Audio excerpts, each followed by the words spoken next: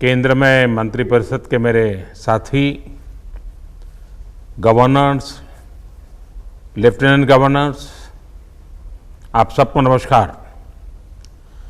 Unlock 1 को 2 सप्ताह हो रहे हैं। इस दौरान जो अनुभव आए हैं उसकी समीक्षा, उन पर चर्चा हमें आगे के लिए बहुत उपयोगी हो सकती है। आज की इस चर्चा में मुझे भी आपसे काफी कुछ जानने का अवसर मिलेगा। ग्राउंड रियलिटी क्या है उसको समझने का अवसर मिलेगा। आज की चर्चा के निकले पॉइंट्स, आपके सुझाव देश को आगे की रणनीति मदद करेंगे। साथियों, किसी भी संकट से निपटने के लिए टाइमिंग का बहुत महत्व होता है। सही समय पर लिए गए फैसलों ने देश में कोरोना संक्रमण को नियंत्रित करने में बहुत मदद की है।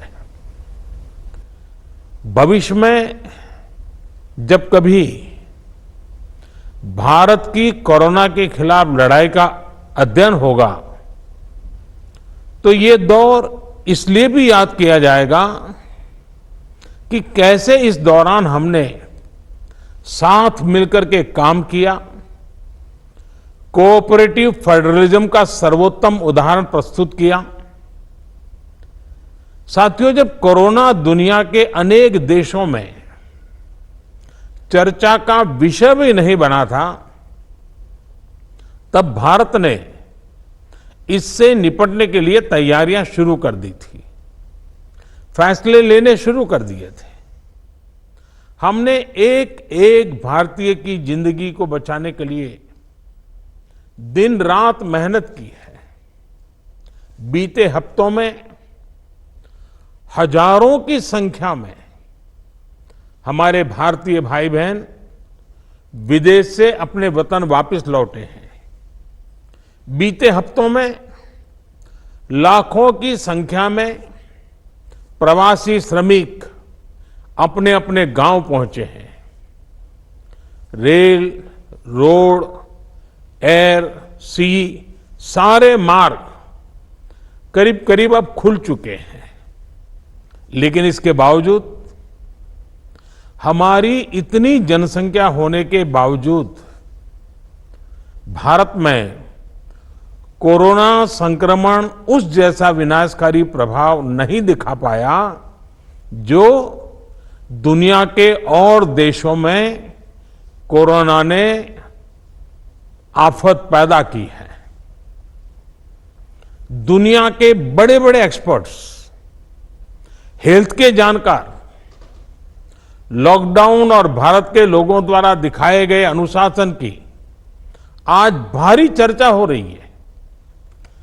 आज भारत में रिकवरी रेट 50% से ऊपर चला गया है।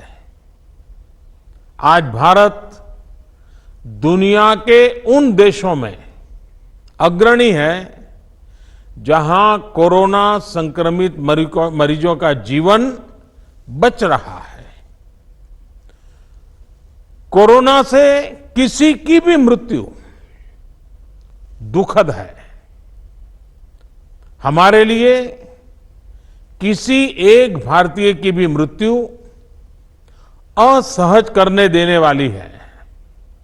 लेकिन यह भी सच है कि आज भारत दुनिया के उन देशों में है जहां कोरोना की वजह से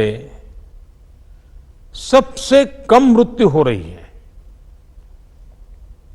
अब अनेक राज्यों के अनुभव आज आत्मविश्वास जगाते हैं कि भारत कोरोना के इस संकट में अपने नुकसान को सीमित करते हुए आगे बढ़ सकता है, अपनी अर्थव्यवस्था को तेजी से संभाल सकता है। साथियों, बीते 2 हफ्ते के अनलॉक 1 ने हमें एक बड़ा सबक ये भी दिया है कि अगर हम नियमों का पालन करते रहें, सारे दिशा निर्देशों को मानते रहे, तो कोरोना संकट से भारत को कम से कम नुकसान होगा। इसलिए मास्क या फेस कवर, उस पर बहुत ज्यादा जोर देना अनिवार्य है, आवश्यक है। बिना मास्क या फेस कवर के घर से बाहर निकलने की अभी कल्पना करना भी सही नहीं है। ये जितना खुद उस व्यक्ति के लिए खतरनाक है, उतना ही उसके आसपास के लोगों के लिए भी। इसलिए 2 गज की दूरी का हमारा मंत्र हो, दिन में कई बार 20-20 सेकंड के लिए साबुन से हाथ धोने की बात हो, सैनिटाइजर का इस्तेमाल हो, ये सभी बहुत गंभीरता से किए जाने चाहिए। खुद की सुरक्षा के लिए, परिवार की सुरक्षा के लिए, विशेषकर घर के बच्चों और बुजुर्गों की सुरक्षा के लिए ये बहुत जरूरी है। अब तक लगभग सारे ऑफिसेस खुल चुके हैं। प्राइवेट सेक्टर में भी लोग ऑफिस जाने लगे हैं। बाजारों में, सड़कों पर भीड़ बढ़ने लगी है। तो ये सारे उपाय ही कोरोना को तेजी से फैलने से रोकने में मददगार होंगे। थोड़ी सी भी लापरवाही, थोड़ी सी भी ढिलाई, अनुशासन में कमी कोरोना के खिलाफ हम सभी की लड़ाई को कमजोर करेगा। और इतने दिनों की जो तपस्या है, उस पर पानी फिर जाएगा। हमें इस बात का हमेशा ध्यान रखना है कि हम कोरोना को जितना रोक पाएंगे, उसका बढ़ना जितना रोक पाएंगे, उतना ही हमारी अर्थव्यवस्था खुलेगी, हमारे दफ्तर खुलेंगे, मार्केट खुलेंगे, ट्रांसपोर्ट के साधन खुलेंगे और उतने ही रोजगार के नए अवसर भी बनेंगे। साथियों, आने वाले दिनों में अलग अलग राज्यों में इकोनॉमिक एक्टिविटी का जिस तरह विस्तार होगा, उससे मिले अनुभव दूसरे राज्यों को भी बहुत लाभ पहुंचाएंगे। बीते कुछ हफ्तों के प्रयासों से हमारी अर्थव्यवस्था में ग्रीन शूट्स दिखने लगे हैं। पावर कंजम्पशन जो पहले घटता जा रहा था, वो अब बढ़ना शुरू हुआ है। इस साल मई में फर्टिलाइजर की सेल बीते साल मई की अपेक्षा 2 गुनी हुई है। इस बार खरीफ की बुआई बीते साल की अपेक्षा करीब 12-13% ज्यादा हुई है। 2 व्हीलर्स का प्रोडक्शन लॉकडाउन से पहले के स्तर का करीब करीब 70% तक पहुंच चुका है। रिटेल में डिजिटल पेमेंट भी लॉकडाउन से पहले की स्थिति में पहुंच चुका है। इतना ही नहीं, मई में टोल कलेक्शन में बढ़ोतरी होना इकोनॉमिक एक्टिविटी में वृद्धि को दिखाता है। लगातार 3 महीने तक एक्सपोर्ट में कमी के बाद जून में एक्सपोर्ट फिर से बाउंस बैक करके पिछले साल के प्री कोविड पीरियड में पहुंच गया है। ये तमाम संकेत है जो हमें प्रोत्साहित कर रहे हैं आगे बढ़ने के लिए प्रेरित कर रहे हैं।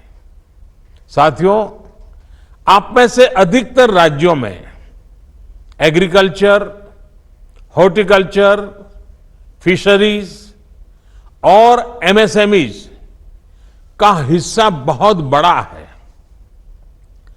आत्मनिर्भर भारत अभियान के तहत बीते कुछ दिनों से इन तमाम सेक्टर्स के लिए अनेक प्रावधान किए गए हैं।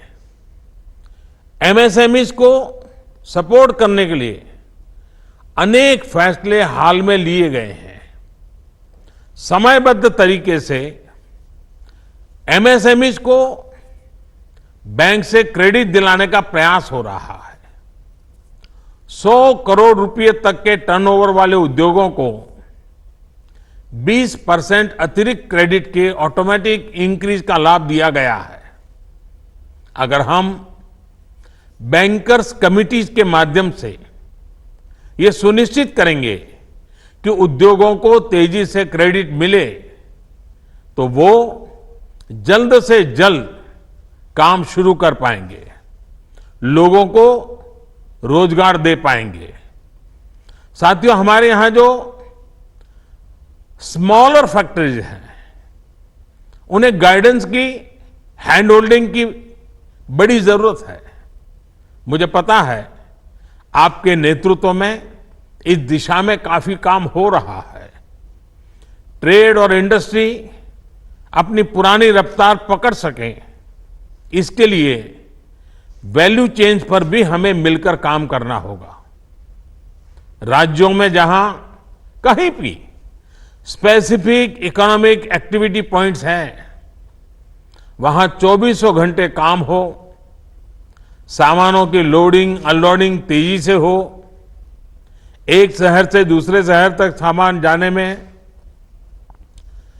स्थानीय स्तर पर किसी तरह की दिक्कत ना हो, तो इकोनॉमिक एक्टिविटी और तेजी से बढ़ेगी। साथियों, किसान के उत्पाद की मार्केटिंग के क्षेत्र में हाल में जो रिफॉर्म्स किए गए हैं, उससे भी किसानों को बहुत लाभ होगा।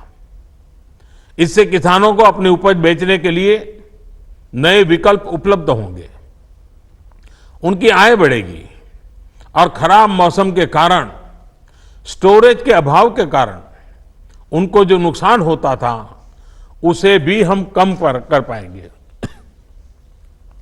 जब किसान की आय बढ़ेगी तो निश्चित रूप से डिमांड भी बढ़ेगी और राज्य की अर्थव्यवस्था की गति भी बढ़ेगी। विशेष तौर पर नॉर्थ ईस्ट और हमारे आदिवासी इलाकों में फार्मिंग और हॉर्टिकल्चर, इसके लिए अनेक अवसर बनने वाले हैं। ऑर्गेनिक प्रोडक्ट्स हो, बांबू प्रोडक्ट्स हो, दूसरे ट्राइबल प्रोडक्ट्स हो, उनके लिए नए मार्केट का द्वार खुलने वाला है। लोकल प्रोडक्ट के लिए जिस क्लस्टर बेस्ड रणनीति की घोषणा की गई है, उसका भी लाभ हर राज्य को होगा। इसके लिए जरूरी है कि हम हर ब्लॉक, हर जिले में ऐसे प्रोडक्ट्स की पहचान करें जिनकी प्रोसेसिंग या मार्केटिंग करके एक बेहतर प्रोडक्ट हम देश और दुनिया के बाजार में उतार सकते हैं। साथियों, बीते दिनों आत्मनिर्भर भारत अभियान के तहत जितनी भी घोषणाएं की गई हैं, वो एक निश्चित समय सीमा के भीतर जमीन पर उतरे, इसके लिए हमें एकजुट होकर काम करना है। इस पृष्ठभूमि में कोरोना से लड़ाई और इकोनॉमिक एक्टिविटी से जुड़े आपके जो सुझाव हैं, जो तैयारियां हैं, वो जानने के लिए मैं बहुत उत्सुक हूं और मुझे पक्का विश्वास है कि अनुभव के आधार पर आपकी जो बातें आएगी, वो आने वाले रणनीति बनाने में बहुत काम आएगी।